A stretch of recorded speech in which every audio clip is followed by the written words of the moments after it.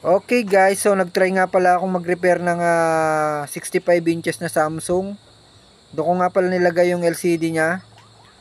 Ito nga pala guys yung kanyang likod, no? Medyo nakakanginig pala tong mga ganito kalaki. So papakita ko sa inyo yung model nito guys, sandali lang. 1 hour later.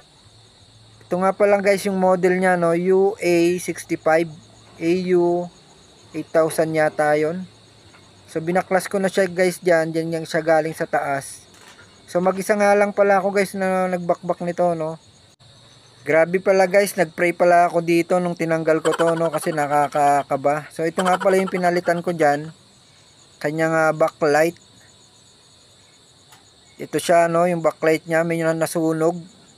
So naikabit ko na yung bago. So ito yung nasunog na medyo mayroong black.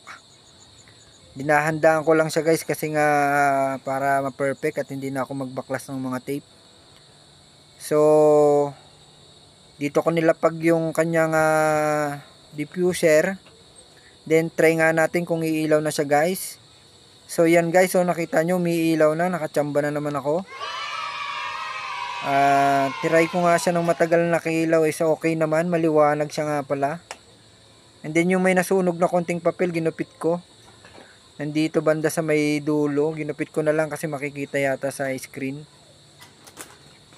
Yan siya guys, oh. So ibabalik ko na to mamaya guys. 65 na Samsung, nakakapanginig ng ano.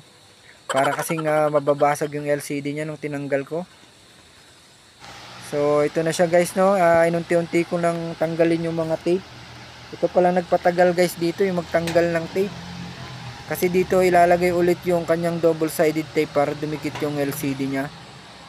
So dinahandaan ko yan guys hanggang makarating ako dito sa dulo na to. Unti-unti ko siya. Ito na nga pala guys, no, ikabit ko na yung LCD niya. So dinikit ko na rin yung double adhesive natin dyan. Tiningnan nga namin ni sir kung maganda yung pagkalagay ko. Okay naman, malinis. So hindi naman siya dumi.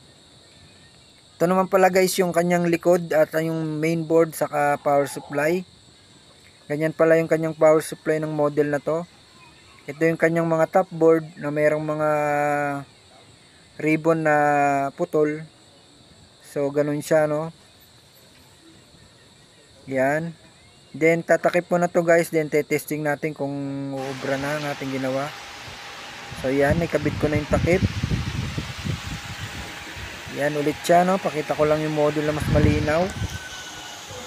Then lagay ko muna. Bago ko nga pala isabit yan guys, nagmerienda muna ako. Buti na lang nagpamerienda yung nagpagawa. Super bait nung nagpagawa guys. And then ang laki pala nung bahay nito. Namamanga ako sa bahay nila. Ang ganda ng bahay nila guys. So mag-isa lang talaga ako guys na gumawa dyan. Tataka nga sila bakit mag-isa lang daw akong pumunta. Sabi ko mag-isa lang talaga akong gumagawa. Kaya naman. Basta pag nagpapaalalay na lang ako guys. So napaisip-isip talaga ako dito guys ng matindi. Napagod ako. Lalo pag mag-isa pala magbubuhat ka ng LCD nito, nakakatakot pala. Buti na lang naibalik ko ng maayos.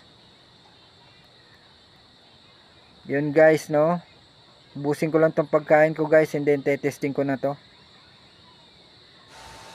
Okay guys, yan na siya, no, na testing na namin. Okay na, nagano na ako ng channel niya. Nasa loob. Okay naman. Malinis naman, wala siyang naging problema sa LCD. Maliban na lang dito, may tape akong naiwan sa loob. Yung kanyang double side adhesive yun. Pinakita ko naman sa may-ari, okay lang daw yun. Then chinek ko ulit kung matatanggal yung double sided tape na nilagay ko kung tutuklap habang nakatayo.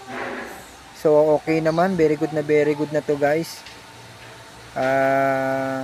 Pwede na tayong magpaalam sa may-ari at okay na to. Okay guys, maraming salamat sa mga nanood nga pala. Ang galing! Ang galing!